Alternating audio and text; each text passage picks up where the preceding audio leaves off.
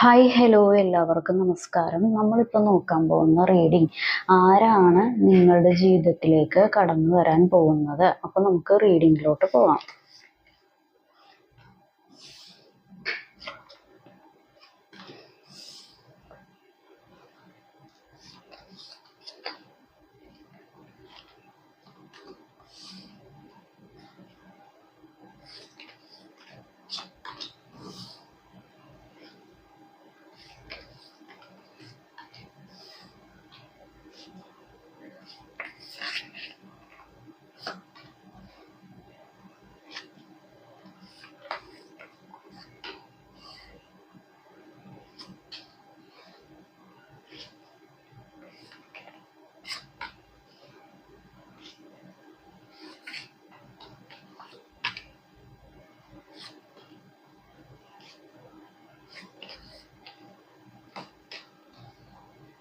Okay, അതായത് കാട്, ആറ്, ഡോറയുടെ വീടെന്നൊക്കെ പറഞ്ഞ് പ്രയാണമൊക്കെ നടത്തി ഇത്തിരി ജിഞ്ചിനാക്കടി തരമൊക്കെ കാണിച്ചുകൊണ്ട് നടക്കുന്ന അല്ലെങ്കിൽ കാണിച്ച് നടന്ന വ്യക്തിയാണ് നിങ്ങളുടെ ജീവിതത്തിലോട്ട് വീണ്ടും വരാൻ ഉദ്ദേശിക്കുന്നത്. അത് മെന്റലി ആയിരിക്കാം, അല്ലെങ്കിൽ ഫിസിക്കലി ഉള്ള പ്രസൻസ് തന്നെ ആയിരിക്കാം. ചിലപ്പോൾ മെന്റലി ഉള്ള ഒരു പ്രസൻസ് ആയിരിക്കാം, അല്ലെങ്കിൽ ഫിസിക്കലി ഉള്ള ഒരു പ്രസൻസ് ആയിരിക്കാം. ആ ഒരു വ്യക്തി തന്നെയാണ്.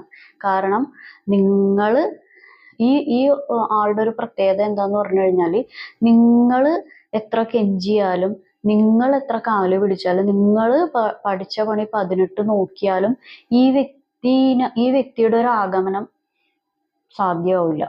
അതേസമയം ഈ വ്യക്തി എന്ത് ചിന്തിക്കുന്നു, ഈ വ്യക്തി കുറച്ച് സമയങ്ങളൊക്കെ നിശ്ചയിച്ച് വെച്ചിട്ടുണ്ട്, കുറച്ച് കാര്യങ്ങളൊക്കെ തീരുമാനിച്ച് വെച്ചിട്ടുണ്ട്. ആ ഒരു സമയത്ത് മാത്രം ആഗമനം ചെയ്യുന്ന ഒരാളാണിത്.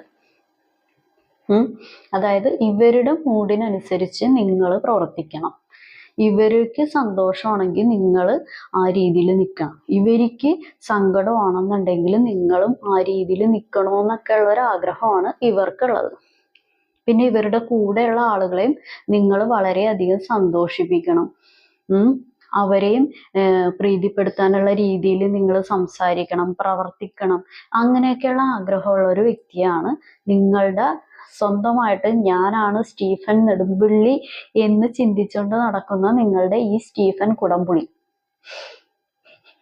ഓക്കെ, കാരണം ഇവർക്ക് കുറച്ച് കാര്യങ്ങളുണ്ട്. ഇവര് പല കാര്യങ്ങളും മനസ്സിൻ്റെ അകത്ത് വിചാരിക്കും.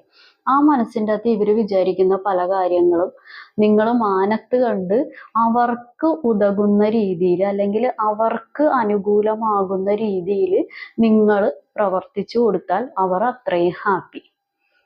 മെന്റലി ആണെങ്കിലും, ഫിനാൻഷ്യലി ആണെങ്കിലും, ഫിസിക്കലി ആണെങ്കിലും, ഏത് രീതിയിലാണെങ്കിലും അതറിഞ്ഞ് എന്തും ചെയ്തു കൊടുത്തു കഴിഞ്ഞാൽ, അല്ലെങ്കിൽ അവരുദ്ദേശിക്കുന്ന ആളുകൾക്ക് അത് നിങ്ങൾ ചെയ്തു കൊടുത്തു കഴിഞ്ഞാൽ അവർ ഹാപ്പി. അപ്പൊ നിങ്ങൾ നല്ല ആളുകളായി. അപ്പൊ നിങ്ങൾ നല്ലതാണ്. അല്ലാന്നുണ്ടെങ്കിൽ നിങ്ങൾ ചീത്ത ആളുകളോ, നിങ്ങളെ ചീത്തയായിട്ട്, അല്ലെങ്കിൽ നിങ്ങളുടെ സ്വഭാവം ചീത്തയായിട്ട് പ്രവർത്തിക്കും. അല്ലാന്നുണ്ടെങ്കിൽ നിങ്ങൾ പൊതുവെ ചീത്തയാണെന്ന് പ്രവർത്തിക്കും. അല്ലാന്നുണ്ടെങ്കിൽ വേറെ ഏതെങ്കിലും രീതിയിൽ നിങ്ങളുടെ കൂടെയുള്ളവര് നിങ്ങളെപ്പോലെ അങ്ങനെയാണ് ഇങ്ങനെയാണെന്നൊക്കെ പറഞ്ഞ് ചുമ്മാ ജയിക്കാൻ വേണ്ടി എന്തെങ്കിലുമൊക്കെ ഇങ്ങനെ പറഞ്ഞ് പ്രവർത്തിച്ചുകൊണ്ടിരിക്കും. അങ്ങനെയുള്ള ഒരു വ്യക്തി. 2 തരം ആളുകളുണ്ട്. അതിൻ്റെ അകത്ത് ഒന്നാമത്തെ ആളുടെ കാര്യമാണ് ഞാൻ പറഞ്ഞത്. ഒന്നല്ലെങ്കിൽ നിങ്ങൾ വിദേശത്തായിരിക്കാം, അല്ലെങ്കിൽ നിങ്ങളുടെ ഈ വ്യക്തി വിദേശത്തായിരിക്കാം. നിങ്ങളോ അല്ലെങ്കിൽ നിങ്ങളുമായിട്ട് ബന്ധപ്പെട്ട ആരെങ്കിലും വിദേശ രാജ്യങ്ങളിൽ ഉണ്ടാവാം. അതായത് ഫ്യൂച്ചറിൽ എന്താകും എന്നുള്ള ഒരു ദീർഘവീക്ഷണം ഇല്ലാതെ പല പരിപാടികളിലോട്ടും എടുത്ത് ചാട്ടം കൂടുതലുള്ള ഒരു വ്യക്തിയാണ്. അല്ലാന്നുണ്ടെങ്കിൽ എടുത്ത് ചാടിയിട്ടുണ്ട്. പല ആളുകളുടെയും വാക്ക് കേട്ടിട്ടായിരിക്കാം, അല്ലാന്നുണ്ടെങ്കിൽ പല ആളുകളുടെയും കാര്യങ്ങൾ ചെവിക്കൊണ്ടിട്ടായിരിക്കാം. കാരണം ഇവരുടെ കൂടെ നിൽക്കുന്ന, ഇവർക്ക് ജീവിതത്തിന് പോസിറ്റീവായിട്ട് കിട്ടുന്ന, അല്ലാന്നുണ്ടെങ്കിൽ ഇവരുടെ കൂടെ എന്നും ഒരു നന്മ ആഗ്രഹിക്കുന്ന ആളുകളെ അകറ്റി നിർത്തുകയും, എന്നാൽ ഒരു സ്വന്തം വ്യക്തി താല്പര്യങ്ങൾക്ക്, സ്വന്തം സെൽഫിഷ് ആയിട്ടുള്ള എനർജികൾക്കും വേണ്ടി മാത്രം ഉപയോഗിക്കുന്ന ആളുകളെ ഇവരെ ഏറ്റെടുക്കുകയും ചെയ്തിട്ടുണ്ട്. അത് എത്രത്തോളം ഇവരെ ബാധിക്കുന്നു എന്ന്, അല്ലെങ്കിൽ ഇവര് കൂടെ നിൽക്കുന്നവരെ ബാധിക്കുന്നു എന്നൊരു ദീർഘവീക്ഷണം ചിന്തിക്കുന്നില്ല, അത് മുന്നിൽ കാണുന്നില്ല. അതാണ് അതിൻ്റെ ഒരു പ്രശ്നം. പിന്നെ ഇവർക്കുള്ള ഒരു കാര്യം എന്ന് പറയുന്നത് ഇവരുടെ എല്ലാ കാര്യങ്ങളും ഇങ്ങനെ ക്ലീൻ ആയിട്ട് നടക്കണം. പക്ഷെ മറ്റുള്ളവർക്കൊക്കെ കൊടുക്കുന്നത് ഇപ്പൊ ഇവര് എന്താ പറയുക, ഇപ്പൊ നിങ്ങൾക്കാണെന്നുണ്ടെങ്കിൽ പല കാര്യങ്ങളും, ഇപ്പൊ സ്നേഹത്തിന്റെ കാര്യത്തിലാണെങ്കിലും പ്രസൻസിന്റെ മെന്റലി ഉള്ള ഒരു പ്രസൻസിന്റെ കാര്യത്തിലാണെങ്കിലും എല്ലാത്തിനും ഇപ്പൊ ഒരു പിശുക്ക് നേരത്തെ കാണിച്ചിട്ടുണ്ട്. എല്ലാം അത് സ്നേഹിക്കാൻ അറിയാൻ പാടില്ലാത്തതോ അല്ലാന്നുണ്ടെങ്കിൽ സമയം എങ്ങനെ നിങ്ങളുടെ കൂടെ സ്പെൻഡ് ചെയ്യാൻ അറിയാൻ പാടില്ലാത്തതോ ആയിട്ടുള്ള വ്യക്തിയൊന്നുമല്ല. ജന്മന അങ്ങനെയുള്ള വ്യക്തികളാണെങ്കിൽ കുഴപ്പമില്ല. ഇത് അങ്ങനെയുള്ള ആളൊന്നുമല്ല.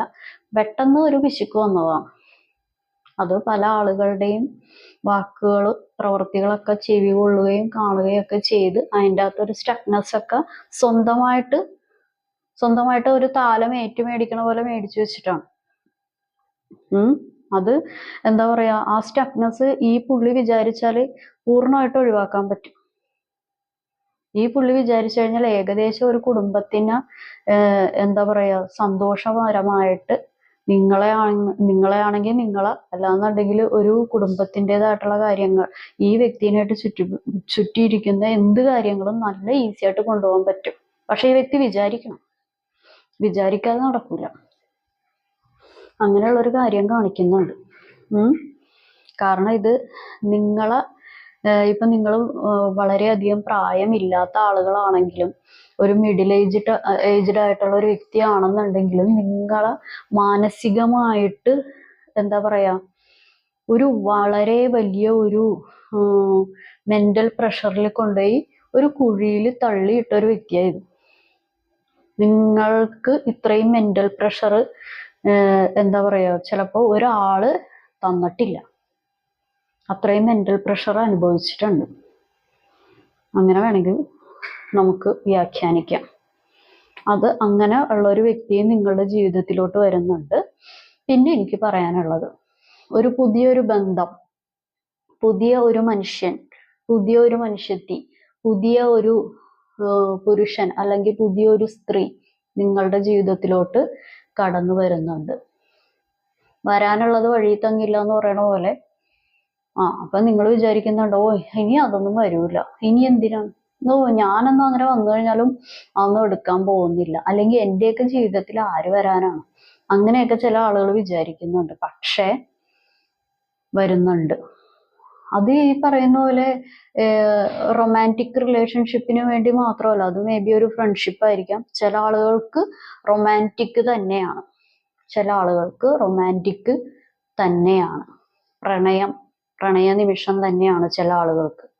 അതിപ്പോ ഫ്രണ്ട്ഷിപ്പ് റൊമാൻറ്റിക്കിൽ കൊണ്ടുപോയി എത്തിക്കണോ, റൊമാൻസിലോട്ട് കൊണ്ടുപോയി എത്തിക്കണോ, അല്ല ഇനി ഫ്രണ്ട്ഷിപ്പ് തന്നെ മതിയോ എന്നൊക്കെ തീരുമാനിക്കേണ്ടത് നിങ്ങളും കൂടിയാണ്. അല്ല ഇനിയിപ്പോ ഒന്നും വേണ്ട, എനിക്ക് അതും വേണ്ട ഇതും വേണ്ട ഏതും വേണ്ട, ഞാൻ കൈകെട്ടി തന്നെ ഇരിക്കുള്ളൂ എന്ന് പറഞ്ഞാൽ അങ്ങനെയും ചെയ്യാം. അത് നിങ്ങളുടെ താല്പര്യമാണ്.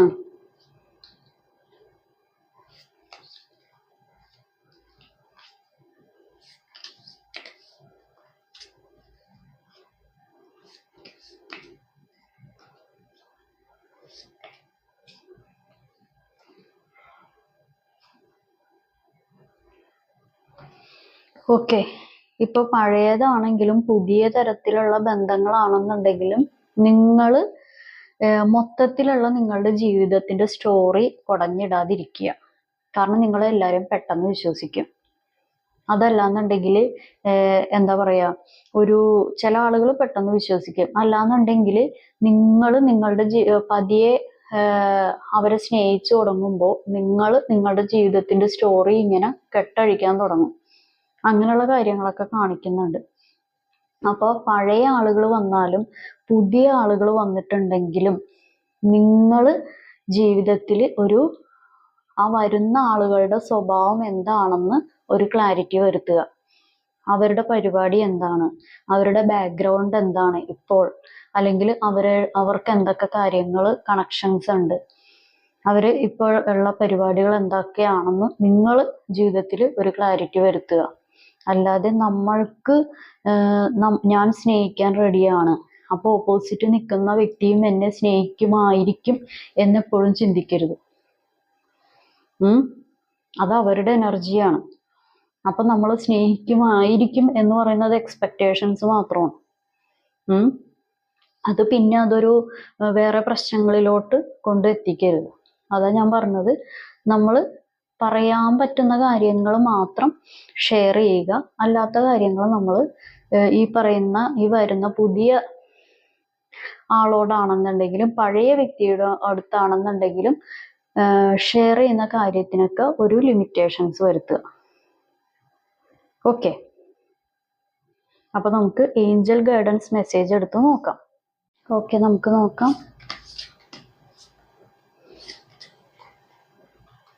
Trust the universe,